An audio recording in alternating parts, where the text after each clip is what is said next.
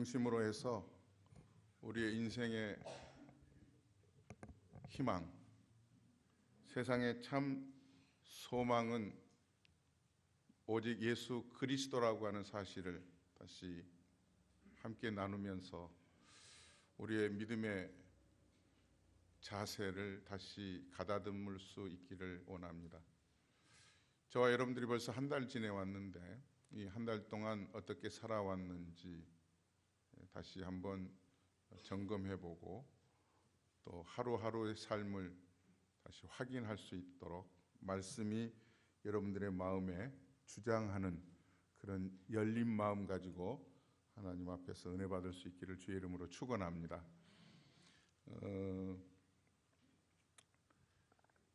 사람이 얼마만큼 어둠 속에서 생명을 유지할 수 있을까? 그리고 생명을 유지할 때 무엇이 생명을 유지하게 하는 힘일까? 주로 연구원들이 실험을 할 때 흰 쥐를 가지고 실험을 한다고 그래요. 이제 양동이에다가 물을 가득 붓고 조금 뚜껑에서부터 조금 떼놓은 채로 흰 쥐를 한 마리 집어넣고 뚜껑을 닫았습니다. 이 흰 쥐가 얼마만큼 살 수 있었을까요? 연구원들이 실험을 하건대 3분 살았다는 거예요. 3분. 그러니까 얼마 못 산다는 거죠. 근데 놀라운 사실은 그 캄캄한 양동이 속에서 아무것도 보이지 않는 가운데서 쥐가 3분 살았는데 뚜껑에다가 바늘구멍만한 구멍을 하나 뚫어놨다는 거예요. 그리고 다른 쥐를 집어넣어놨는데 놀랍게도 그 속에 이제 카메라가 있어서 계속 생존 시간이 얼마나 되는가 측정을 하는데 얼마나 살았을까요? 얼마나 살았을까요? 일부에서 여쭤보니까 주로 길어봐야 7배 이렇게 얘기를 했는데요. 놀라지 마세요. 700배나 더 살았어요. 그러니까 2100분을 살았다는 거예요. 2100분을 시간으로 따지면 35시간인데 그러면 무엇이 이 흰 쥐가 칠흑같이 어둠 속에서 3분밖에 살 수 없는 흰 쥐가 이렇게 2100분을 살 수 있었을까? 빗줄기, 조그마한 바늘구멍만한 빗줄기가 조그만 생쥐에게 생존율을 높이는데 큰 역할을 했다는 거죠. 저는 오늘 본문을 중심으로 해서 세상의 어둠 속 칠흑과 같은 삶을 살 수밖에 없는 우리의 인간들에게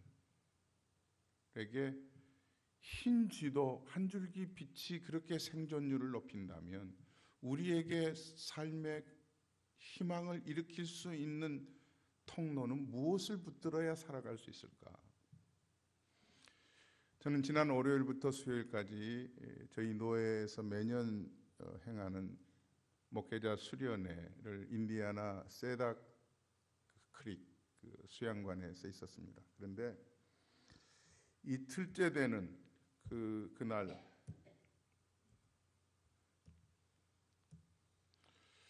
저녁 시간에 한국 선수로는 테니스가 한국에는 인기 종목이 아니죠. 볼모지였는데 이 정현이라고 하는 선수가 8강전을 그날 밤에 한다고 해서 인터넷이 잘 안 터져요. 그런데도 조금 보겠다고 하는데 버퍼링이 심하고 해서 이미 경기가 한참 세트가 끝났는데도 버퍼링 때문에 그냥 공소리만 나고 그랬는데도 다들 집중해서 보았습니다. 근데 너무나도 장하더라고요. 8강전에서 3대0으로 미국 선수를 이겼어요. 그리고 며칠 전에 4강전에서 테니스 황제라고 하는 이 페더러 선수와 붙었는데 결국은 너무나도 발 물집이 심해서 경기 도중 기권을 했다고 하더라고요. 근데 이 페드로 선수가 경기를 끝내고 인터뷰를 하는데 이런 얘기를 했습니다. 상대가 정현이라고 하는 아시아 출신 선수인데 어떻게 생각하느냐 했더니 이런저런 얘기를 하면서 분명히 이 정현 선수는 그 세계 탑 10 랭킹에 들어올 만한 출중한 기량을 가진 선수다, 이렇게 얘기를 했습니다. 정현이가 한국으로 귀국을 하면서 기자들에게 인천공항에서 인터뷰를 했던 기사를 읽어보았는데 이렇게 얘기했습니다. 테니스 황제를 보고 자기는 테니스를 배우기 시작을 했다. 자기 아버지가 테니스 선수 출신이죠. 엄마는 마사지 해주는 그런 매니저였고요. 테니스 황제가 자기한테 탑 10에 들 만한 그런 출중한 기량을 가진 선수라고 자기를 극찬했는데 거기에 맞게끔 국민 여러분들의 성원에 힘입어서 곧 최선을 다해서 탑 10에 들어가겠다, 이렇게 얘기를 했습니다. 그는 희망의 끈을 놓지 않았다는 얘기죠. 그림 한 편을 더 보여주면서 오늘 말씀의 내용으로 들어가 보려고 합니다. 이 그림은 영국 작가가 그린 20세기 초반에 그렸던 그림인데요. 한 여인이 온 허리를 다 굽혀서 지구본을 타고 눈에는 하얀 붕대로 칭칭 감은 채로 줄이 다 떨어진 수금을 타고 있는 장면입니다. 이 미술가들이 이 그림을 보고 이 작품의 제목이 맞지 않다, 작가는 그렇게 제목을 삼았을지언정 우리가 보기에는 그렇지 않다 했는데 작가는 이 그림을 그려놓고 제목을 호흡이라고 했습니다. 희망. 앞이 보이지 않는 절망 가운데 있는 가운데서도 다 끊어져 버리고 오직 한 가닥 남아있는 이 수금줄을 붙들고 있는 이 여인의 이 모습을 작가는 그려가면서 희망이라고 그렸습니다. 이 희망이라고 하는 낱말은 사전에 보면은 이렇게 풀어놓습니다.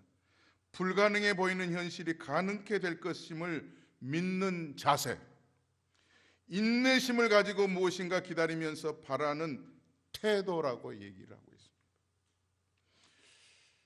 오늘 이스라엘 백성들이 그들을 주변에서 일어나고 있는 북이스라엘의 침략을 바라보면서 어둠 속에, 칠흑 속에 한 마리 쥐가 양동이에 들어가 있어서 3분밖에 살 수 없는 그런 위협을 당하고 있습니다.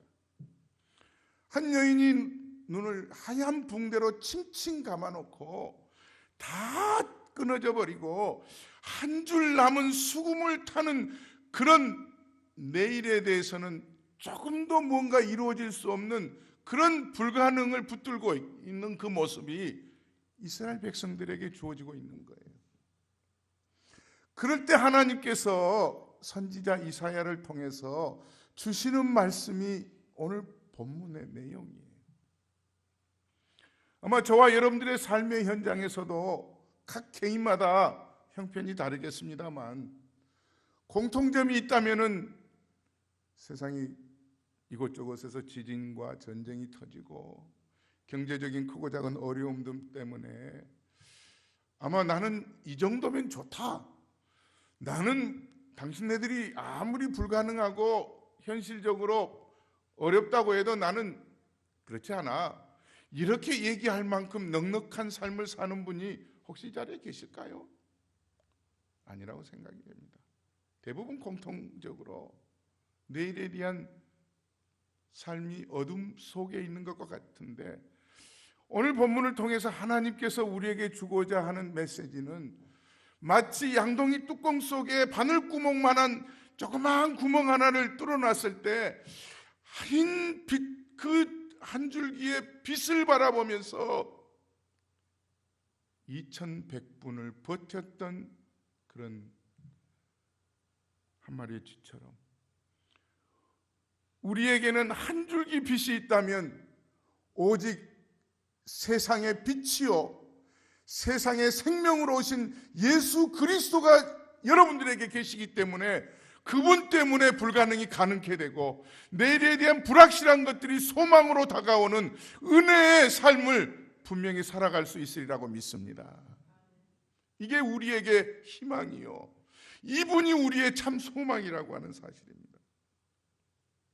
오늘 본문의 배경은 이사야서 7장으로 몇 장을 앞으로 넘어가 보면 배경이 나와 있는데요.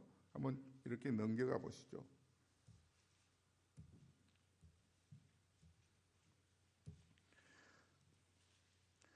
거기에 보면 당시 이스라엘 나라가 여러분들이 지도를 보시듯이 남유다와 북이스라엘로 이렇게 분열되어 있었어요. 나중에 통일이 됩니다만.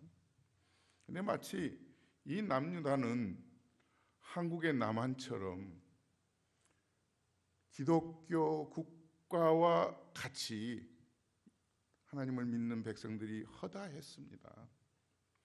반면에 북이스라엘은 통치자를 비롯해서 모든 그 북이스라엘 민족들이 하나님하고는 거리가 멀었어요. 마치 북한처럼 독재 정권이었고 그리고 이방 우상을 섬기는 그런 지도자와 백성들이 살고 있는 땅이었습니다.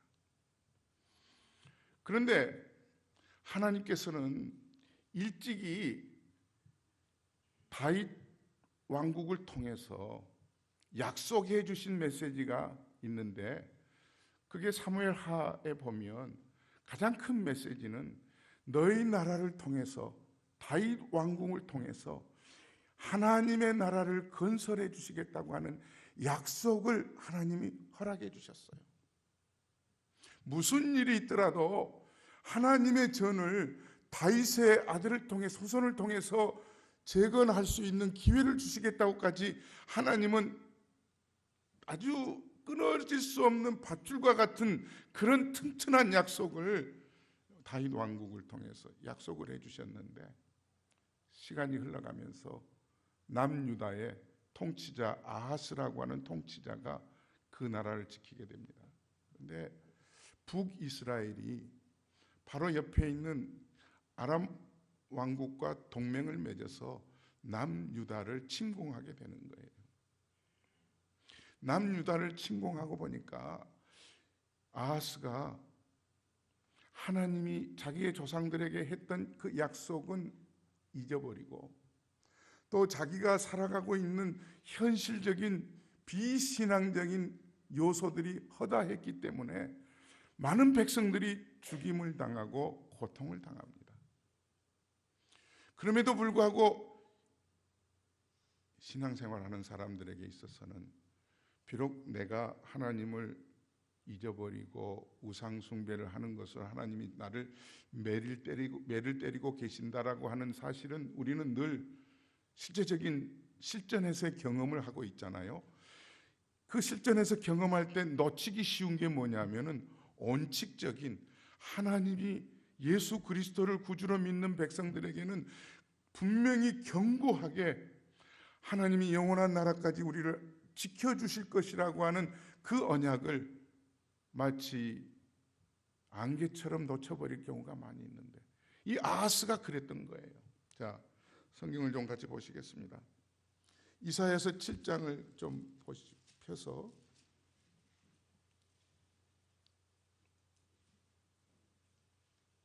7장 1절과 2절을 같이 한번 읽어보겠습니다. 다 같이 읽습니다. 우시아의 손자요 요담의 아들인 유다의 아하스 왕 때 아람의 르신 왕과 느말리아의 아들 이스라엘의 베가 왕이 올라와서 예루살렘을 쳤으나 능히 이기지 못하리라. 어떤 사람이 다윗의 집에 알려 이르되 아람이 에브라임과 동맹하였다 하였으므로 왕의 마음과 그의 백성의 마음이 숲이 바람에 흔들림같이 흔들렸더라. 1절과 2절은 상당히 상반된 내용이 그려지고 있죠. 1절에서는 비록 그들이 북이스라엘의 침략을 아무리 동맹을 해서 내려온다고 해도 능히 이기지 못하리니라. 하나님의 약속에 기초한 말씀이에요. 그런데 2절에 보니까 현실적으로 아하스 왕이 마치 바람에 흔들리는 나뭇가지처럼 침략했다는 소식만 듣고도 완전히 이게 졌구나, 우리는 깨졌구나, 이렇게 완전히 패배주의자처럼 패배의식을 가지고 있는 거예요. 그게 왕의 마음과 그의 백성의 마음이 숲이 바람에 흔들림같이 흔들렸더라. 계속 이어서 보면 7절 말씀에 하나님이 또 이렇게 말씀하십니다. 7절 다 같이 읽어보시죠. 주 여호와의 말씀이 그 일은 서지 못하며 이루어지지 못하리라, 이렇게 얘기하고 있는 거예요. 영상을 보시면은 이렇게 말씀하고 계세요. 역대하 28장 19절 말씀입니다. 이는 이스라엘 왕 아하스가 유다에서 망령되이 행하여 여호와께 크게 범죄하였으므로 여호와께서 유다를 낮추십니다. 우리가 신앙생활 하면서도 우리가 예수 그리스도를 구주로 믿고 하나님의 은혜를 체험하고 살아갈 때 큰 틀에서의 하나님의 언약은 어떠한 내 삶의 형편에서도 이 언약은 형편 때문에 색깔이 파란색이 노란색이 되거나 검정색이 되거나 바뀌지 않습니다. 그런데 우리는 내 형편만 보면서 하나님의 언약도 없어져 버리는 것처럼 생각하는 경향이 있는 거예요. 아하스 왕이나 이 남유다 백성들이 두 가지의 범죄를 했다고 역대하 28장 19절에 말씀하잖아요. 하나는 이스라엘 왕 아하스가 유다에서 망령되 행했다, 이런 여호와께 크게 범죄하였다는 거예요. 그래서 하나님께서 유다를 낮추시는 거예요. 깨져봐야 알잖아요. 얻어맞아 봐야 내가 무슨 일을 저질렀구나, 어떤 믿음의 행동 때문에 하나님이 이렇게 하시는구나 알잖아요.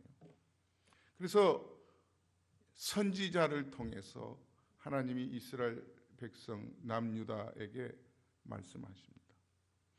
선지자는 이런 일을 위해서 하나님이 세우셨어요. 선지자는 하나님의 말씀을 대언하는 이런 전달해 주는 메신저였습니다.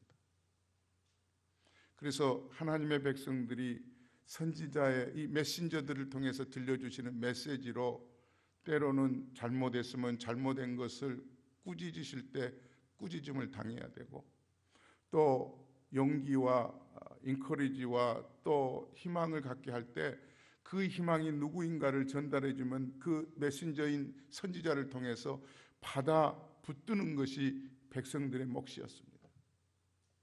오늘날도 마찬가지예요.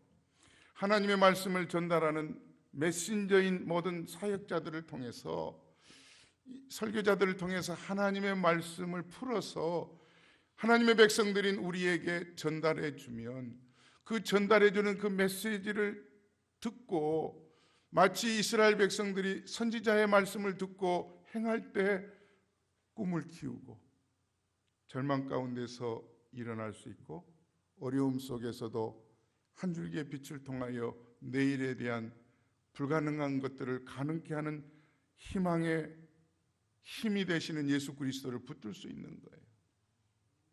저와 여러분들도 하나님의 말씀을 붙들 때 이런 메신저들을 통해서 하나님의 음성을 들을 수 있기를 주의 이름으로 축원합니다. 이게 우리에 필요한 거예요. 자, 이사야 선지자 메신저를 통해서 이런 갈팡질팡하고 하나님의 분명한 약속의 그 언약은 이미 주어졌는데도 그것은 기억도 못하고, 이제 선지자가 이렇게 얘기하죠. 야, 다시 한번 너 하나님에게 나아가서 기도해봐. 그게 7장 11절이에요. 이사야서 7장 11절. 자, 영상을 보고 한번 같이 읽어보시겠습니다.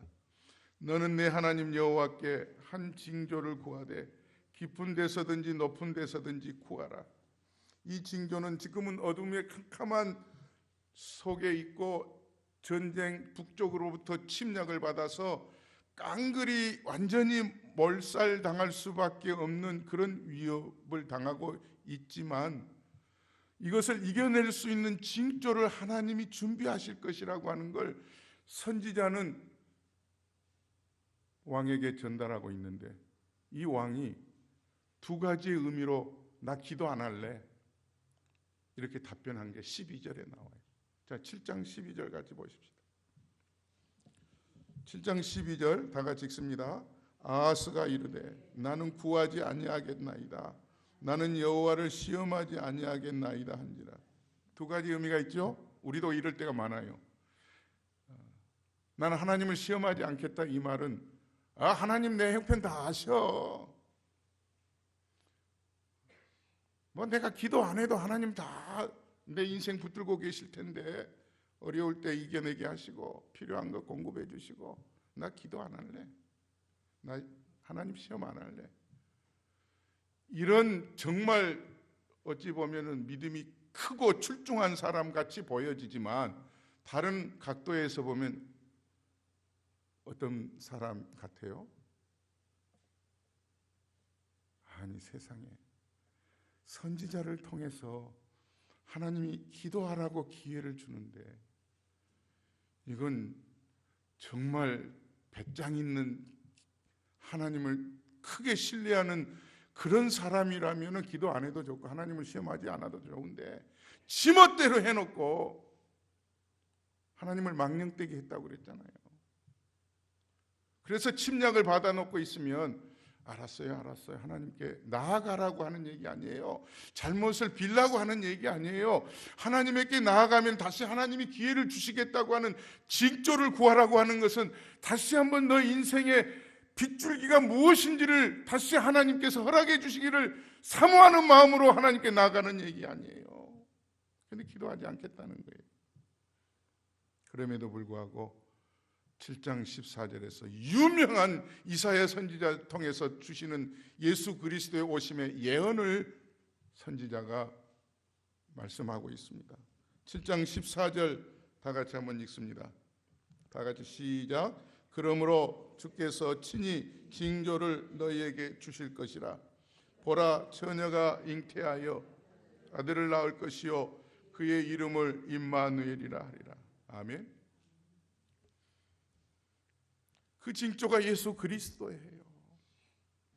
저와 여러분들의 불가능하고 어둠컴컴하고 3분밖에 살 수 없을 만큼 숨막히는 삶을 살아감에 있어서도 이 위기를 이겨낼 수 있는 한 줄기의 빛은 세상에서 주어지는 어떤 것이 아니라는 것 우리는 분명히 믿고, 이사야 선지자가 이 아하스 왕에게 전달해주고 있는 이 메시지, 예수 그리스도를 말하고 있는 거예요.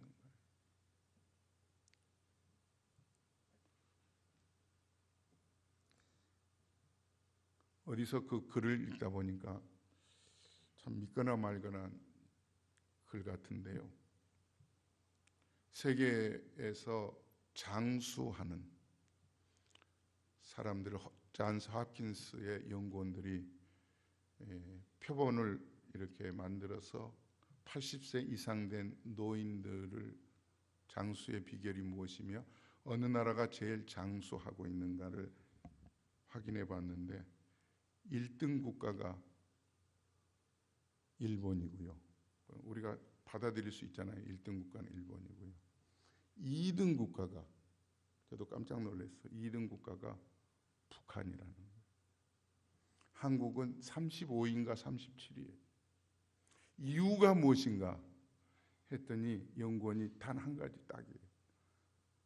하루에 물을 8잔 이상씩 먹는, 물을 충분히 섭취하는 것으로 노익장을 과시할 수 있고 건강을 유지할 수 있는데, 북한은 독재국가고 공산주의 국가이기 때문에 노인들에게 무조건 강제적으로 물을 많이 마시게 하고 있다는 거예요. 거기가 뭐 식량이 대단히 많지도 않을 텐데, 우리는 너무 물을 하면은 쉬워요. 저희 장인도 여기 계시고 장모님에게도 날마다 물을 마시도록 권장하고 있는데 공짜여서 그런지 값비싼 것이 아니어서 그런지 귓방귀도 뭐라고 해야 되나요? 안 들으세요. 하루에 아침에 물 반 잔도 안 드세요. 비타민 드실 때 아마 하루 종일도 한 잔도 안 드실 거예요. 그래도 저렇게 건강하게 사신 것이 기적이에요. 우리는 예수 그리스도 그러면은요, 너무 우스운 얘기처럼 들을 경향이 있어요. 또 목사가 또 예수님이네. 공짜예요. 그러나 이것이 희망이에요. 이게 전부예요. 오늘 본문으로 돌아가서 이사야서 11장 1절에 이렇게 말씀을 하고 있습니다. 11장 1절 다 같이 한번 읽어보겠습니다. 이새의 줄기에서 한 싹이 나며 그 뿌리에서 한 가지가 나서 결실할 것이요. 여기 보면은 이새라고 하는 사람의 이름이 나오고 줄기라고 하는 단어가 나옵니다. 이 줄기라고 하는 단어는요, 그림을 보시듯이 다 잘려나간 나무의 그루터기를 말하고 있어요. 나무의 밑둥이에요. 그리고 여기서 이새라고 하는 사람의 이름은 다윗의 아버지 이름이에요. 그래서 이 나라가 이 전쟁 속에서 불확실하고 어둠캄캄한 내일의 희망을 볼 수 없는 곳에서 희망 대신 예수 그리스도를 증거할 때 다윗의 이름을 들어서 설명을 하면 훨씬 더 이해가 될 것 같은데 다윗 이름이 등장하지 않고 이새의 이름이 등장해요. 왜 그럴까요? 이새는 서민이었어요. 평범한 사람. 다윗은 그래도 골리앗을 무너뜨려서 장수로 앞으로의 이 나라의 큰 왕으로 등극할 수 있는, 다윗은 사울은 천천히요 다윗은 만만이라고 이렇게 박수받은 그런 인물인데 이새는 그러지 않았어요. 그 이새의 줄기 다 잘려나간 이 밑둥에서 한 싹이 난다는 거예요. 그 뿌리에서 한 가지가 나서 결실할 것. 그 한 싹이 예수 그리스도예요. 볼품이 없는 모습이죠. 예수님이 볼품 없는 모습이지 않습니까? 이 땅에 태어나실 때부터 베들레헴 마구간의 말구유에서 태어나신 분이셨어요. 이사야 선지자는 예수님을 표현할 때 53장 2절에 보면은 흠모할 만한 것이 없다는 거예요. 사람의 남자로서 저 사람도 사람이야? 그렇게 할 만큼 예수님의 모양이 볼품이 없었다는 것을 그렇게 소개하고 있는 거예요. 더 나아가서 예수님은 삶의 전체가 그냥 쿡 찌르면은 버티는 게 아니고 푹 들어가고, 욕하면 욕을 먹고, 그냥 누가 조롱하면은 그러려니 하고, 사람이 저것도 사람이야? 그럴 만큼 이 땅에서 그렇게 보이셨어요. 그런데 그 줄기 같은 인생 속에서 한 싹이 나고 그 뿌리에서 한 가지가 나서 결실을 맺게 된다는 거예요. 왜 그래요? 저 나무 밑둥에 다 잘려나갔지만 저 밑둥이 뭐가 남아있기 때문에 그래요? 생명이 있기 때문에 그렇습니다. 하나의 그림을 하나 더 보여드리면 이 그림이에요. 1988년은 미국의 최고의 자랑거리인 국립공원에 한 큰 사건이 터졌습니다. 옐로우스톤이라는 곳에 대화재가 일어났어요. 언젠가 한 번은 가보리라 생각을 하고 있는데 아직 못 가봤거든요. 근데 1988년에 화재가 일어나고 온 산과 전 대지가 다 타버렸어요. 동물마저도 소방관들이 이 화재를 끄다가 못 끄는데 지도자 한 사람이 이렇게 얘기했다고 그래요. 끄지 마라. 끌 수도 없고. 그런데 다 타고 나면 언젠가는 더 좋은 삼림으로 우거질 것이다. 그때까지 기다리자. 조물주가, 창조주가 그렇게 만들어줄 것이다. 그런데 지금 딱 30년째 되는 해입니다. 금년이. 벌써 몇 년 전부터 저 팻말이 세워져 있다고 그래요. 여기는 다 탔던 와일드 파이어가 있었던 지역인데 언제 그런 화재가 있었냐 할 만큼 삼림이 울창하게 우거지고 동물들이 별의별 많은 동물들이 그리고 식물들이 자라나고 있고 뛰어놀고 있다는 거예요. 이유가 뭐예요? 다 타버리고 황무지같이 된 것 같았지만 생명이 있었는데. 오늘 이새의 줄기에서 한 싹이 나는 이스라엘 백성들이 희망을 잃어버리고 전쟁 속에서 이제는 죽었구나 하는 좌절과 낙심과 절망 속에 있었던 그들을 향하여서 메신저인 이사야 선지자의 입을 통하여 메시지를 전달하고 있는 메시지가 바로 이거예요. 여러분들에게도 이 한 이새 줄기 같은 고운 모양도 없는 그런 흠모할 만한 가치가 없는 그 예수 그리스도가 저와 여러분들의 내일의 한 줄기에 비치고 또한 우리의 내일을 불확실한 가운데서 이겨낼 수 있는 힘이라고 하는 사실 의심 없이 믿고 그분 붙들고 살아갈 수 있기를 바랍니다. 오늘 2절에서 예수 그리스도를 이렇게 소개하고 있어요. 자, 11장 2절 말씀 같이 보겠습니다. 다 같이 읽습니다. 그의 위에 여호와의 영 곧 지혜와 총명의 영이요 모략과 재능의 영이요 지식과 여호와를 경외하는 영이 강림하시리니. 물론 예수 그리스도는 하나님과 창세 전부터 함께 계셨던 분이에요. 그런데 하나님께서 예수를 이 땅에 보내주실 때 그냥 보내주시지 않았고요. 오늘 2절에서는 구체적으로 하나님의 영을 부어주셨는데 세 가지를, 그러니까 전부가 세 가지라고 해도 과하지 않을 만큼 이렇게 부어주셨어요. 지혜와 총명의 영, 모략과 재능의 영, 지식과 여호와를 경외하는 영을 부어주셨다 이렇게 말하고 있어요. 이 지혜와 총명의 영만 하나만 풀어가도 이런 얘기예요. 결국은 인사이트를 가지고 사람의 속마음을 읽어낼 수 있는 힘이 지혜와 총명의 영이래요. 우리들은 이렇게 살다 보면 저분이 활짝 웃고 무슨 대화를 이렇게 해서 얘기를 하시면 우리는 그 말 그대로 듣게 되고요. 조금 이렇게 측정해도 바둑수만큼 저분이 무슨 말을 하시나 다 풀어볼 수 없어요.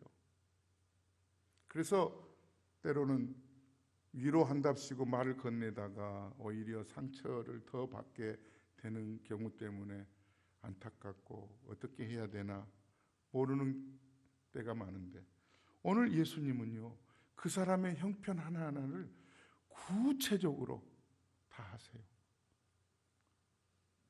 요한복음에 보니까 이렇게 예수님에 대해서 이렇게 말씀하고 있는데, 요한복음 3장 34절에 보면 하나님께서는 예수님을 보내주실 때 성령을 한량없이 부어주셨다 이렇게 말씀하고 있어요. 하나님의 영을 무한히 부어주셨다는 거예요.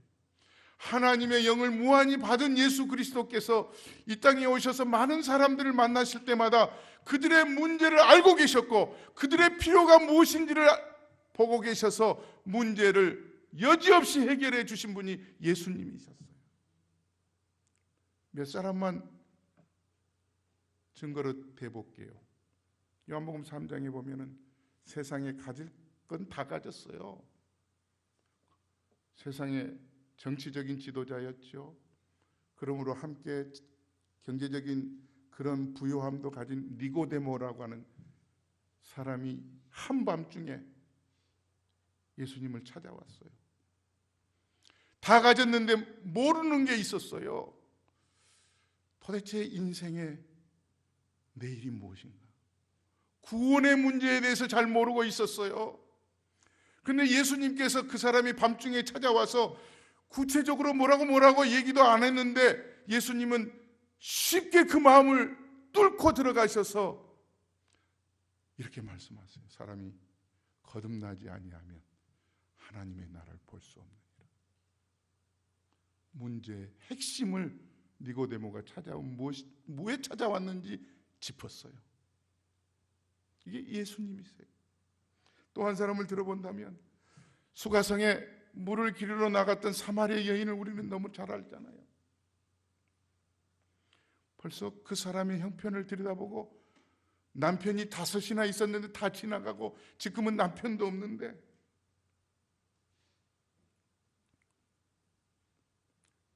영생에 대해서 인생이 무엇이 참 소망인가를 모르고 있는 그에게 물 한 잔 달라고 하면서 네가 주는 그 물은 마시고 나면 곧 돌아서면 목이 마르겠지만 내가 주는 물은 영원히 목마르지 아니할 것이다. 영생을 설명하고 있어. 삭개오가 뽕나무 위에 올라갔을 때 예수님을 만나기 위해서 올라갔지만 예수님께서 벌써 그가 나무 위에 올라가신 줄도 알고 오히려 여리고에 내려오실 때부터 삭개오 집에 구원을 베풀어 주시기 위해서 이곳에 찾아오셔서 삭개오를 만나 주시잖아요. 등등. 예수님은 가는 곳마다 지혜와 총명의 영이 있었고 모략과 재능의 영이요 지식과 여호와를 경외하는 영이 예수님에게 부어졌기 때문에 주님은 문제를 핵심을 뚫어보시고 해결을 해주셨어요. 저와 여러분들에게 한 줄기 빛 대신 예수님이 여러분들의 삶의 주인으로 붙들고 계실 때 그 지혜의 영을 가지고 니고데모의 문제도 해당장 야이로의 딸의 죽음 앞에서도 거뜬히 달리다 쿰 하면서 살려주셨던 그 예수님의 성령의 능력이 저와 여러분들의 문제를 무엇이 문제인지를 의사도 찾지 못하는 것까지도 주님이 들여다보시고 마치 CT 스캔보다 요즘 아무리 좋은 기계를 가지고 MRI를 해보는 것보다 더 깊이 알고 계시는 나를 만드신 그분께서 우리의 문제를 꿰뚫어 보시고 풀어주실 것을 믿습니다. 그렇기 때문에 그분을 의지하게 되는 거예요. 사람은 사람을 판단할 때 지가 눈으로 보는 것만 판단해요. 귀로 듣는 것만 판단해요. 그러나 예수님은 우리는 눈으로 보고 귀로 듣는 것 판단해서 옳게 판단하는 것도 있겠지만 그렇지 못한 경우도 많아요. 세상의 판사들이 대법원까지 가서 판정을 하는데도 사람을 죽이지 않았는데 살인했다고 해서 형을 10년, 20년, 30년 살다가 재심을 거쳐서 나중에 이렇게 무죄 판명을 받는 경우도 우리가 보고 있는데 주님은 그러시다. 지혜의 총명의 영을 가지고 계신 분은 오늘 3절, 4절, 5절에 보면 이렇게 세 절로 설명이 필요 없이 말씀하고 계시는데 같이 한번 읽어보겠습니다. 3절, 4절, 5절 다 같이 읽겠습니다.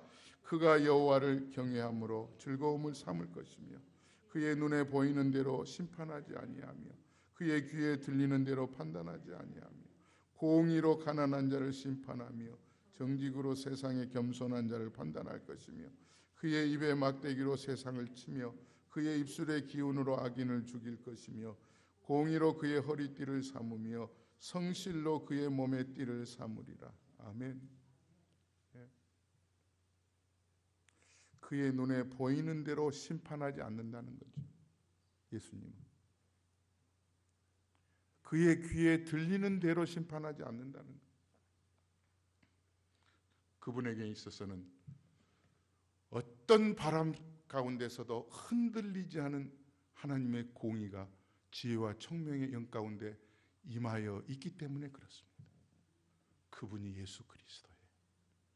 사랑하는 성도 여러분, 저와 여러분들의 삶의 내일을 700배 아닌 영원토록 이겨낼 수 있는 그 힘은 오직 예수 그리스도뿐인 것을 다시 한번 깨닫고 그 한 줄기 빛으로 불가능을 가능케 하고 도무지 안 된다고 낙심할 수 있는 절망의 마음을 한 줄기의 빛 대신 예수 그리스도를 통해서 활짝 열고 한 주간 이겨낼 수 있기를 주의 이름으로 축원합니다.